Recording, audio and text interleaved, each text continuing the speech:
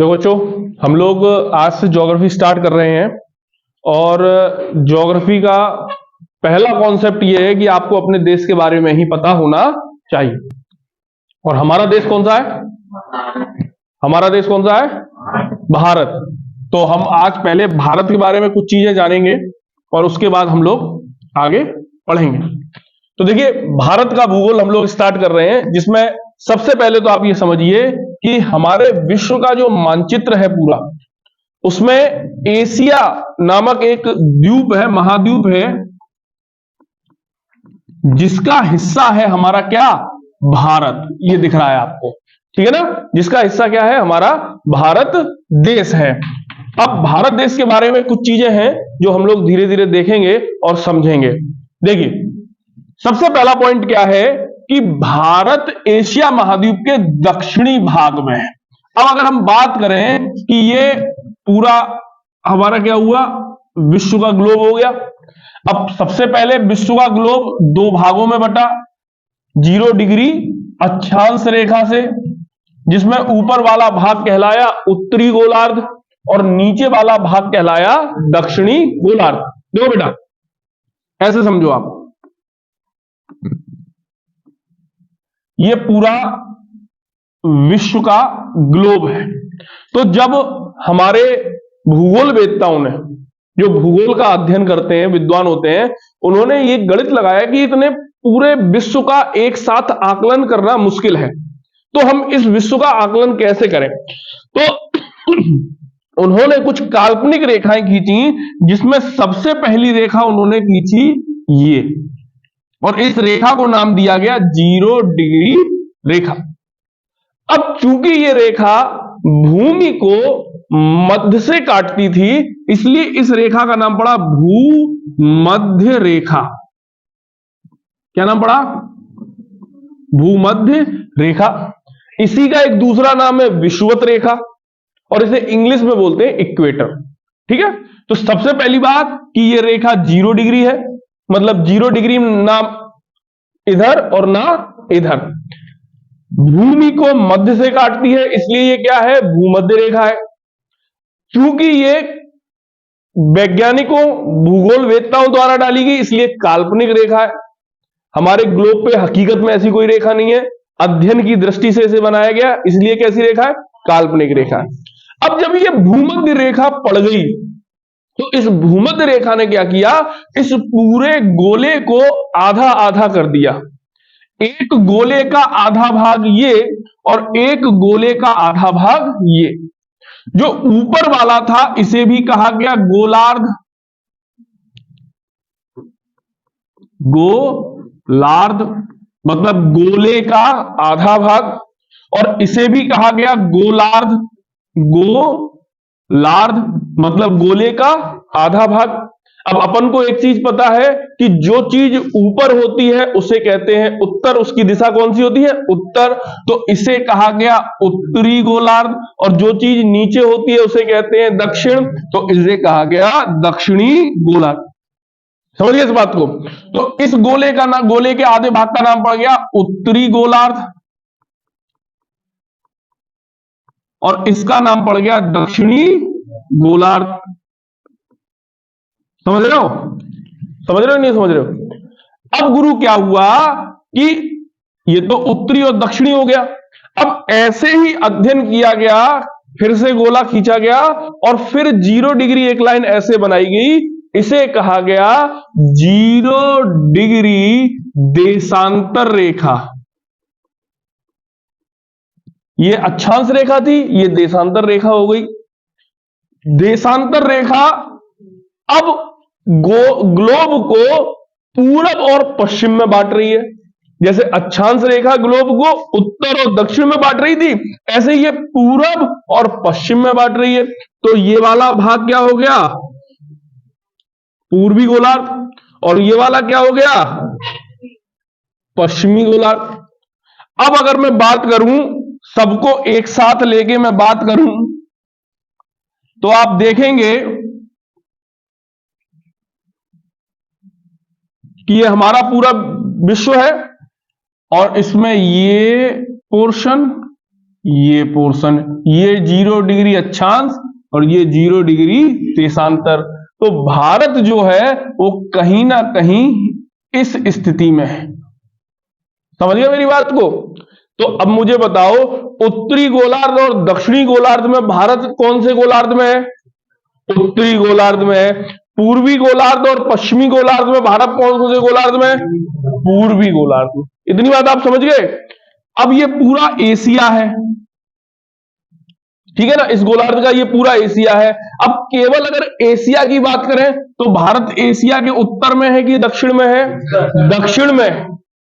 क्योंकि अगर हम एशिया की बात करें तो एशिया में भारत नीचे की स्थिति में है, इसलिए भारत क्या है? एशिया के दक्षिणी एशियाई क्षेत्र में है। ये बड़ा कंफ्यूजन हो जाता है। गोलार्ध की बात करें तो बच्चा पढ़ता है कि उत्तरी गोलार्ध, और जब एशिया की बात करें तो वो कहता है दक्षिणी एशिया, तो बच्चे को बड़ा कंफ्यूजन हो जाता है। तो अब आप समझ गए, जब गोलार्ध की बात करें तो भारत उत्तरी गोलार्ध में है, लेकिन अगर एशिया की बात करें तो दक्षिणी एशियाई देश है भारत। इस बात को आप समझ गए? चलिए, तो देखो ये रहा भारत। दूसरा, विश्व का एकमात्र देश है जिसका नाम हिंद महासागर से जुड़ा हुआ है। अब देखो मेरे बच्चे, भारत के दक्षिण में एक महासागर है जिसे इंडियन ओशियन बोलते हैं, या हिंदी में बोलते हैं हिंद महासागर। तो हम ऐसे भी कह सकते हैं कि एक देश जिसका नाम महासागर के ऊपर पड़ा, वह देश कौन सा है?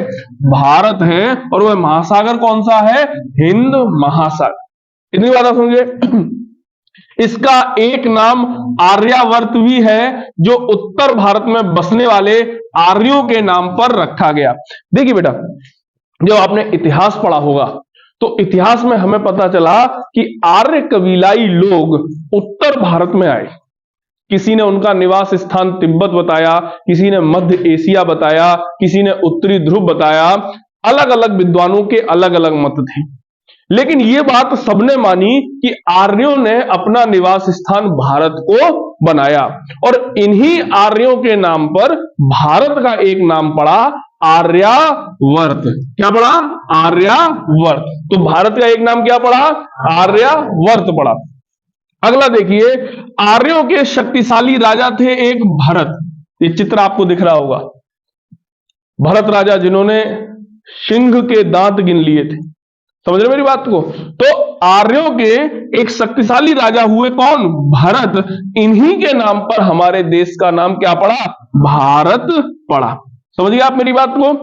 और अगली बात देखिए आप, चूंकि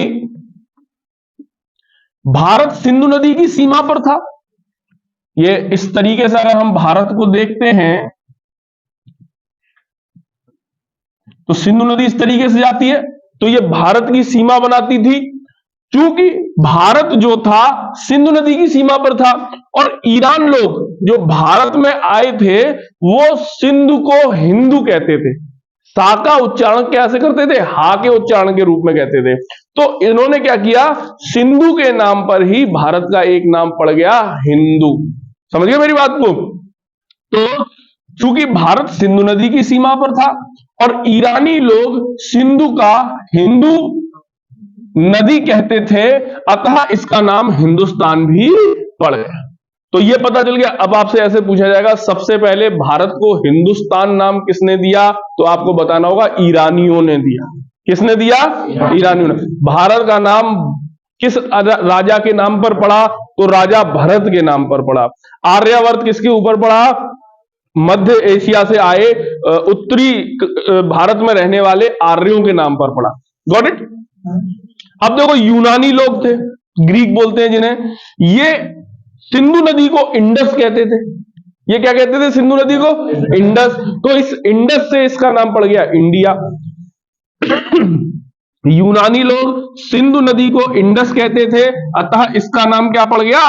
इंडिया पड़ गया। देखो बेटा, इसमें कुछ भी पूछा जाए या ना पूछा जाए, लेकिन ईरानी वाला और यूनानी वाला ये जरूर पूछा जाता है कि इंडिया सबसे पहले किसने कहा, हिंदुस्तान सबसे पहले किसने कहा, ठीक है ना, ये जरूर पूछा जाता है। तो अपन क्या कर लेंगे, ऐसे याद कर लेंगे कि ईरानी, हिंदुस्तानी, राइम सी मिल रही है, ईरानी हिंदुस्तानी और यूनानी इंडिया, ऐसे करके कुछ हम लोगों को अपना बिठालना है दिमाग में, ठीक है ना। तो यूनानियों ने सबसे पहले, ग्रीक लोगों ने सबसे पहले हमारे देश को क्या नाम दिया? इंडिया।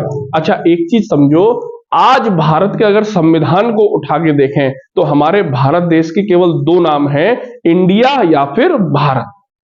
हमारे संविधान के पहले ही आर्टिकल में लिखा हुआ है, India that is Bharat shall be the union of states.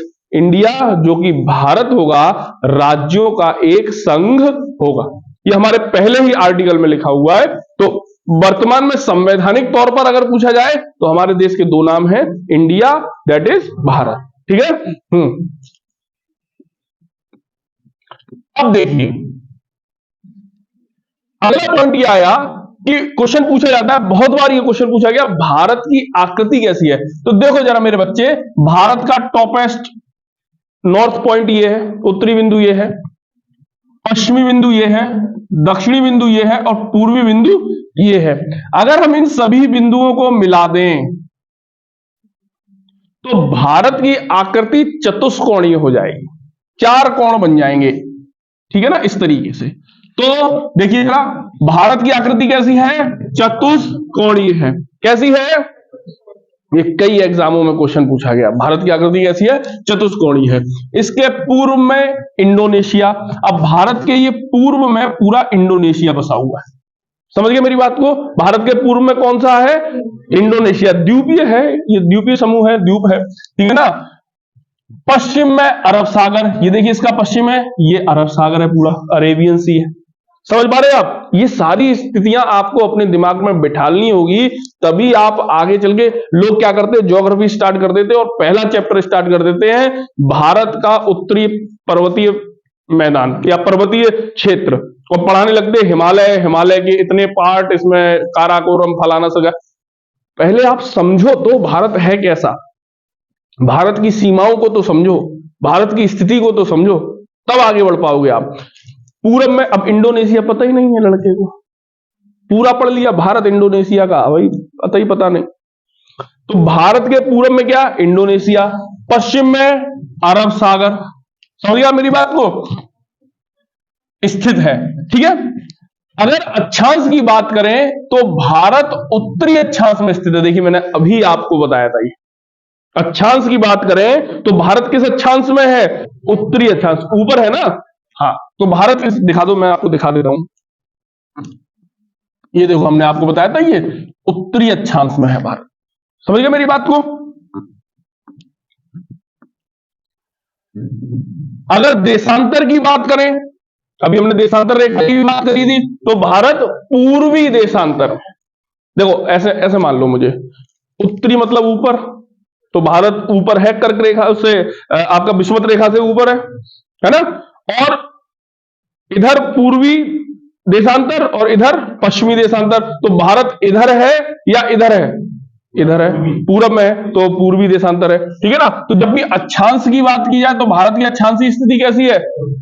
और जब भी देशांतर की बात की जाए तो भारत की स्थिति कैसी है? पूर्वी। समझ गए आप मेरी बात को? ठीक है। भारत का क्षेत्रफल 32,87,263 वर्ग किलोमीटर है। ये थोड़ा सा गलत लिखा है, 32,87,263, तो ये हम अभी याद कर लेते हैं। भारत का क्षेत्रफल कितना है? 32,87,200 वर्ग किलोमीटर, ये पूरे भारत का क्षेत्रफल है। Got it? भारत का क्षेत्रफल कितना है? 32,87,263 वर्ग किलोमीटर, 32,87,263 वर्ग किलोमीटर। Got it? बहुत बार पूछा जाता है, एकदम डायरेक्ट पूछ लेगा भारत का क्षेत्रफल बताइए। अब इस क्षेत्रफल की दृष्टि से भारत विश्व में 7वां स्थान रखता है। मतलब अगर हम क्षेत्रफल की बात करें तो 6 देश ऐसे हैं जो भारत से बड़े हैं, जबकि भारत का क्रमांक कौन सा है? 7वां। समझ पा रहे हैं आप इस बात को? नहीं समझ पा रहे हैं? भारत का क्रमांक कौन सा है? 7वां। 6 देश ऐसे हैं जो भारत से बड़े हैं। कौन कौन से हैं, अभी आइए हम लोग देखते हैं। ये देखिए, सबसे बड़ा विश्व का जो देश है वो कौन सा है, रूस है। उसके बाद कनाडा का नंबर आता है, उसके बाद चीन का नंबर आता है, फिर अमेरिका का नंबर आता है, फिर ब्राजील का नंबर आता है, फिर ऑस्ट्रेलिया का नंबर आता है और फिर भारत का नंबर आता है। मतलब विश्व का सबसे बड़ा देश कौन सा है, रूस के बाद दूसरा नंबर किसका है, कनाडा के बाद तीसरा नंबर किसका है, चीन के बाद चौथा नंबर किसका है, पांचवा नंबर किसका है, छठा नंबर किसका है और सातवां नंबर किसका है, भारत का। अब जरा मैप पे मैं आपको दिखा दूं, देखो मेरे बच्चे, सबसे पहला जो नंबर है विश्व में वो किसका है, रूस का है। ये कौन सा नंबर है, पहला। दूसरा नंबर है कनाडा का, तीसरा नंबर है चीन का, चौथा नंबर फिर ब्राजील,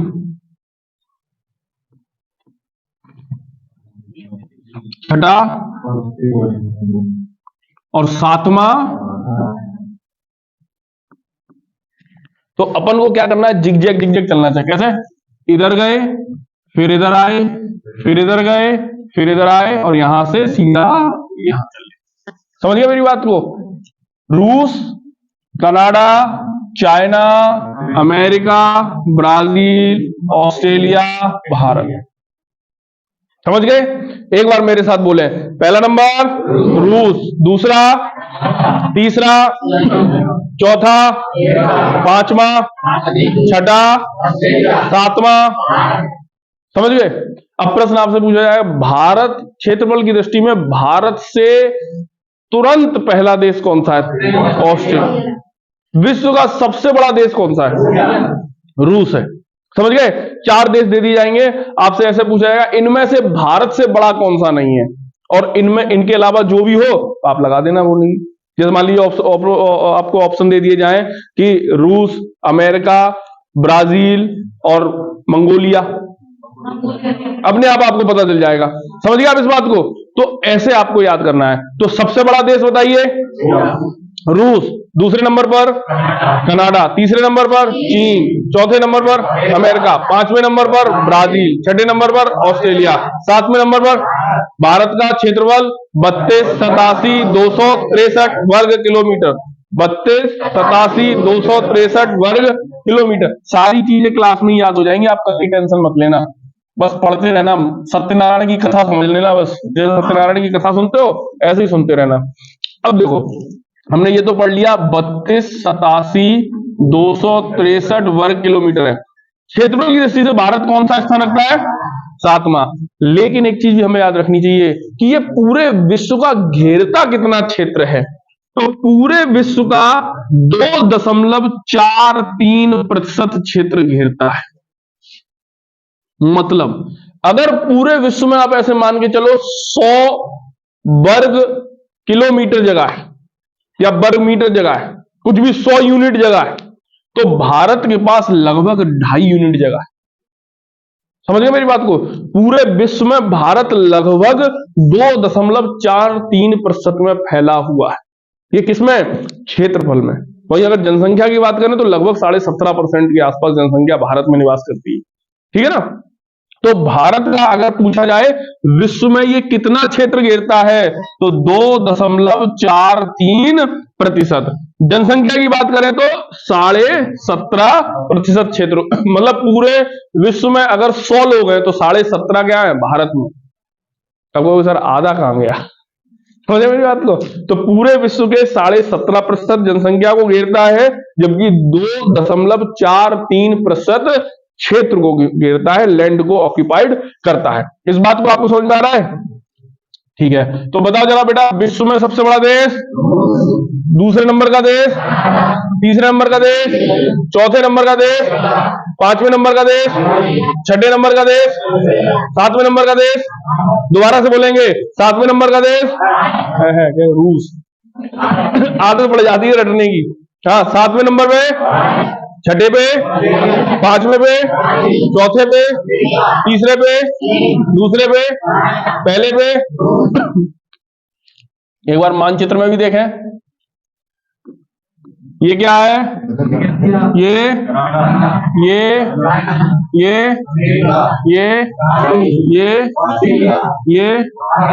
गॉट इट? अब देखिए, मैं आपको कुछ चीज बताना चाहता हूं।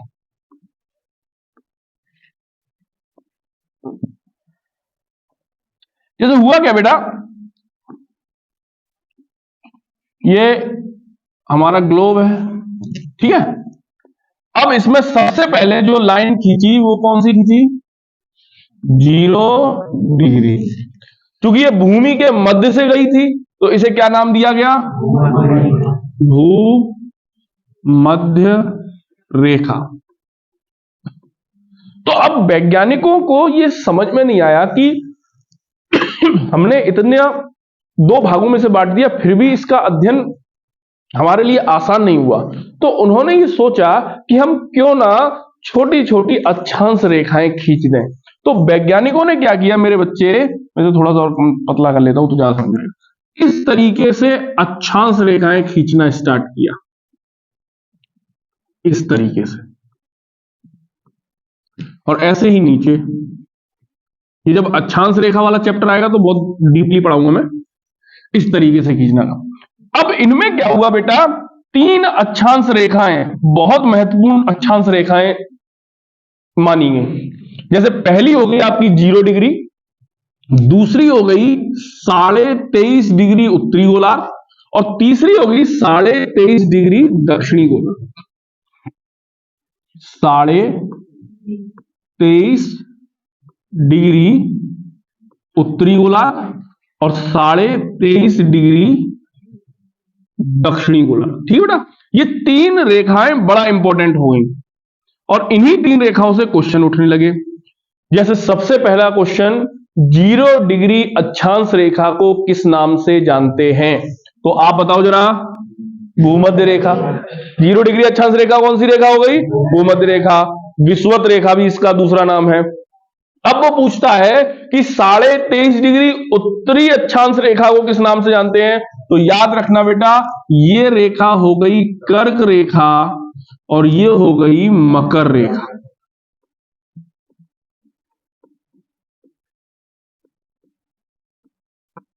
समझ रहे हो? आज रेखा नाम की कोई लड़की बैठी होगी तो सोच रही होगी कि इतनी बार मेरा नाम लिया जा रहा है खास। तो ऊपर वाली रेखा कौन सी हो गई? कर्क रेखा, और नीचे वाली रेखा कैसे हो गई? मकर। अब मैं आपको एक चीज बता दूं, पेपर में आप हमेशा भूल जाओगे कर्क ऊपर कि मकर ऊपर। तो मैं आपको बता दूं, मकर जो होता है वो मगर, ऐसे करके याद कर लो, मगर। और मगर कहां रहता है? पानी में। और पानी ऊपर होता है कि नीचे होता है? नीचे होता है। तो मकर हमेशा नीचे है और कर्क हमेशा किधर है? ऊपर है। Got it? आप ऐसे भी सोच सकते हो कि ये ऊपर की तरफ इशारा कर रहा है, इसकी मात्रा जो है वो इशारा ही कर रही है ऊपर के लिए, तो ये ऊपर होगी, ठीक है। कर्क रेखा उत्तर में, मकर रेखा दक्षिण में। अच्छा, ये आपको मेजरमेंट की टेंशन ही नहीं क्योंकि दोनों ही 23.5 डिग्री पर है। अच्छा मुझे बताओ, भूमध्य रेखा उत्तरी गोलार्ध में या दक्षिणी गोलार्ध में? वो किसी गोलार्ध में है ही नहीं, क्योंकि वो तो 0 डिग्री है, ना ऊपर ना नीचे, 0 पे है। और जो 0 होता है वो कुछ भी नहीं होता है। समझिए आप इस बात को। तो ये 3 रेखाएं बहुत इंपॉर्टेंट हुई। अब एक बात समझो आप, जो ये कर्क रेखा है यह भारत के लगभग मध्य से गुजरती है। ये कर्क रेखा जो है ये भारत के लगभग कहां से गुजरती है? मध्य से गुजरती है। तो वही क्वेश्चन अब आपके सामने आने वाला है, ये रहा। कर्क रेखा भारत के मध्य से गुजरती है। अब आप ये देखिए, ये जो आपको दिखाया जा रहा है ये कर्क रेखा की स्थिति दिखाई जा रही है।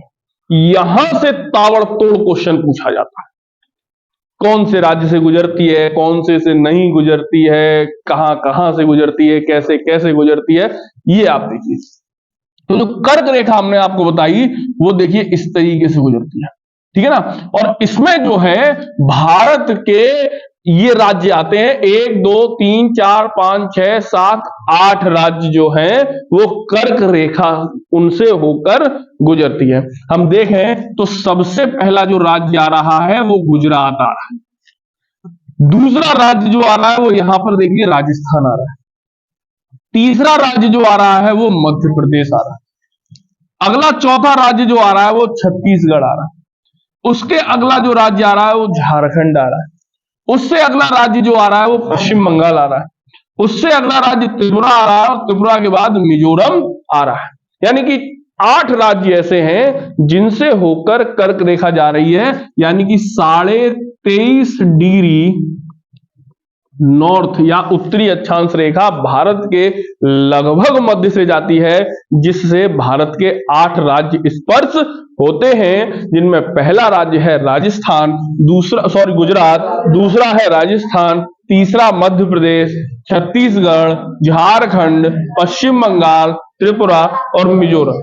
इसकी एक बड़ा शानदार ट्रिक है, क्योंकि ये क्वेश्चन बार बार पूछा जाता है, तो वो ट्रिक होती है गरम छज पत्रिम। क्या ट्रिक होती है? कर्क रेखा को पहचानने के लिए, या कर्क रेखा किन किन राज्यों से जाती है, इसे पहचानने के लिए एक शानदार ट्रिक है जो है गरम छछ पत्रिम। ठीक है ना? तो एक बार मेरे साथ बोलिए, गरम छछ पत्रिम, गरम छछ पत्रिम, गरम छछ पत्रिम। मेरे बच्चे, गा से हो गया, रा से हो गया, मा से हो गया, छा से हो गया, झा से हो गया, पा से हो गया, त्री से हो गया और मां से हो गया। तो ट्रिक क्या है? गरम छछ पत्रिम। गरम है, गर्म नहीं है।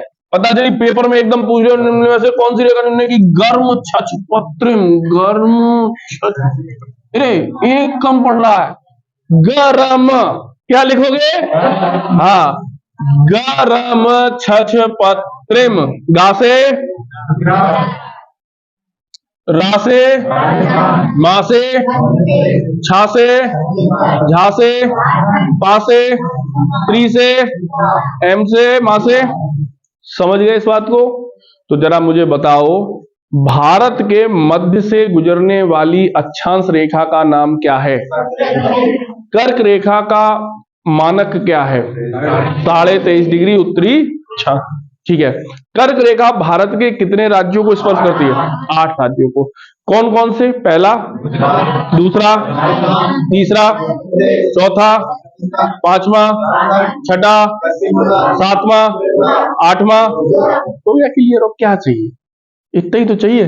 ठीक है। बाकी एक बार ये मानचित्र भी अपने दिमाग में आप बिठा लो, ठीक है ना? तो आपको ये पता चल जाएगा कि कैसे कैसे जाती है, इस तरीके से जाती है। ये आपको इतनी बात समझ में आ गई? हाँ, चलिए। तो बाकी का हम करेंगे कल, ठीक है।